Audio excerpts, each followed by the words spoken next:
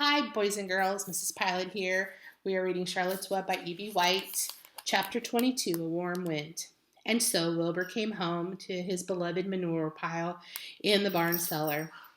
His was a strange homecoming. Around his neck he wore a medal of honor. In his mouth he held a sack of spider eggs. There's no place like home, Wilbur thought, as he placed Charlotte's 514 unborn children carefully in a safe corner. The barn smelled good. His friends, the sheep and the geese, were glad to see him back. The geese gave him a noisy welcome. Congratulations, they cried. Nice work. Mr. Zuckerman took the medal from Wilbur's neck and hung it on a nail over the pig pen where visitors could examine it. Wilbur himself could look at it whenever he wanted to. In the days that followed, he was very happy. He grew to a great size. He no longer worried about being killed, for he knew that Mr. Zuckerman would keep him as long as he lived. Wilbur often thought of Charlotte. A few strands of her old web still hung in the doorway. Every day Wilbur would stand and look at the torn, empty web, and a lump would come to his throat.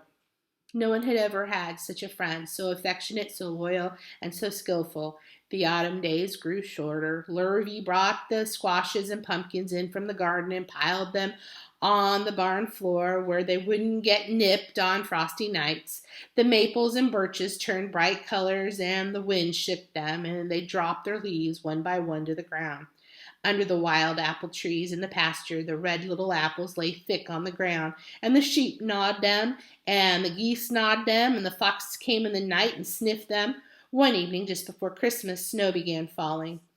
It covered house and barn and fields and woods. Wilbur had never seen snow before. When morning came, he went out and plowed the drifts in his yard for the fun of it. Fern and Avery arrived, dragging a sled. They coasted down the lane and out onto the frozen pond in the pasture. Coasting is the most fun there is, said Avery. The most fun there is, retorted Fern, is when the Ferris wheel stops and Henry and I are in the top car. And Henry makes the car swing and we can see everything for miles and miles and miles. Goodness, are you still thinking about that old Ferris wheel? Said Avery in disgust. The fair was weeks and weeks ago. I think about it all the time, said Fern, picking snow from her ear.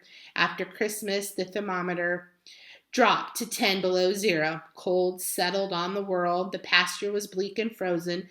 The cows stayed in the barn all the time now, except on sunny mornings when they went out and stood in the barnyard in the lee of the straw pile. The sheep stayed near the barn, too, for protection. When they were thirsty, they ate snow. The geese hung around the barnyard the way boys hang around a drugstore, and Mr. Zuckerman fed them corn and turnips to keep them cheerful. Many, many, many, many thanks, they always said when they saw food coming. Templeton moved indoors when winter came. His ratty home under the pig trough was too chilly, so he fixed himself a cozy nest in the barn behind the grain bins. He lined it with bits of dirty newspapers and rags, and whenever he found a trinket or a keepsake, he carried it home and stored it there. He continued to visit Wilbur 3 times a day, exactly at mealtime. And Wilbur kept the promise he had made. Wilbur let the rat eat first. Then, when Templeton couldn't hold another mouthful, Wilbur would eat. As a result of overeating, Templeton grew bigger and fatter than any rat you had ever saw. He was gigantic. He was as big as a young woodchuck. The old sheep spoke to him about his size one day. You would live longer, said the old sheep, if you ate less. Who wants to live forever, sneered the rat. I am naturally a heavy eater, and I get untold satisfaction from the pleasures of the feast. He patted his stomach, grinned at the sheep, and crept upstairs to lie down. All winter, Wilbur watched over Charlotte's egg sack as though he was guarding his own children. He had scooped out a special place in the manure for the sack next to the board fence. On very cold nights, he lay so that his breath would warm it. For Wilbur, nothing in life was so important as the small, round object. Nothing else mattered. Patiently he awaited the end of winter and the coming of the little spiders. Life is always a rich and steady time. when you are waiting for something to happen or to hatch. The winter ended at last. I heard the frogs today, said the old sheep one evening. Listen, you can hear them now. Wilbur stood still and cocked his ears. From the pond, in shrill chorus, came the voices of hundreds of little frogs. Springtime, said the old sheep, thoughtfully. Another spring. As she walked away, Wilbur saw a new lamb following her. It was only a few hours old. The snows melted and ran away. The streams and ditches bubbled and chattered with rushing water.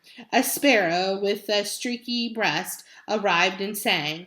The light strengthened. The mornings came sooner. Almost every morning there was another new lamb in the sheepfold. The goose was sitting on 9 eggs. The sky seemed wider and a warm wind blew. The last remaining strands of Charlotte's old web floated away and vanished. One fine sunny morning after breakfast, Wilbur stood watching his precious sack. He wasn't thinking of anything much. As he stood there, he noticed something move. He stepped closer and stared. A tiny spider crawled from the sack.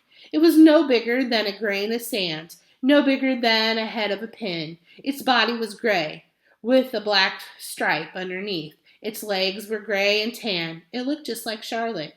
Wilbur trembled all over when he saw it. The little spider waved at him. Then Wilbur looked more closely. 2 more little spiders crawled out and waved. They climbed around and around in the sack, exploring their new world. Then 3 more little spiders, then 8, then 10. Charlotte's children were here at last. Wilbur's heart pounded. He began to squeal. Then he raced in circles, kicking manure into the air. Then he turned a backflip. Then he planted his front feet and came to a stop in front of Charlotte's children. Hello there, he said. The first spider said hello, but its voice was so small, Wilbur couldn't hear it.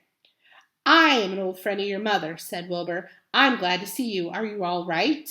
Is everything all right?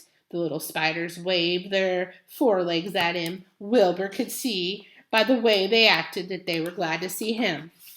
Is there anything I can get you? Is there anything you need? The young spiders just waved. For several days and several nights they crawled here and there, up and down, round and about, waving at Wilbur, trailing tiny drag lines behind them and exploring their home.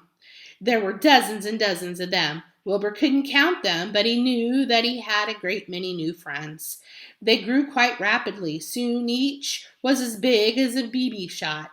They made tiny webs near the sack. Then came a quiet morning when Mr. Zuckerman opened a door on the north side. A warm draft of rising air blew softly through the barn cellar. The air smelled of the damp earth, of the spruce woods, of the sweet springtime. The baby spiders felt the warm updraft. One spider climbed to the top of the fence. Then it did something that came as a great surprise to Wilbur. The spider stood on its head, pointed its spinnerets in the air, and let loose of a cloud of fine silk. The silk formed a balloon. As Wilbur watched, the spider let go of the fence and rose into the air. Goodbye, it said as it sailed through the doorway. Wait a minute, screamed Wilbur. Where do you think you're going? But the spider was already out of sight. Then another baby spider crawled to the top of the fence, stood on its head, made a balloon, and sailed away. Then another spider, then another. The air was soon filled with tiny balloons, each balloon carrying a spider. Wilbur was frantic. Charlotte's babies were disappearing at a great rate. Come back, children, he cried. Goodbye, they cried. Goodbye, goodbye. At last, one little spider took time enough to stop and talk to Wilbur before making its balloon.